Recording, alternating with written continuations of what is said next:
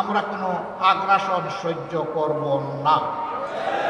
বাংলাদেশের 1 ইঞ্চি জমি আমরা কাউকে ছেড়ে দেব না। আমাদের জীবন দিব, তবুও বাংলাদেশের আধা ইঞ্চি জমি আমরা ছেড়ে দেব না। এটি আমাদের কমিটমেন্ট।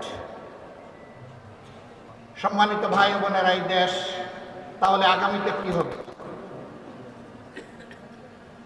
এই দেশকে কে গড়বে? এই দেশ গড়তে হলে কিছু ছাতাবাজ মুক্ত হাত দরকার, কিছু চরিত্রবান দুর্নীতিমুক্ত মানুষ দরকার, কিছু দেশপ্রেমিক চিন্তাশীল বিচক্ষণ মানুষ দরকার।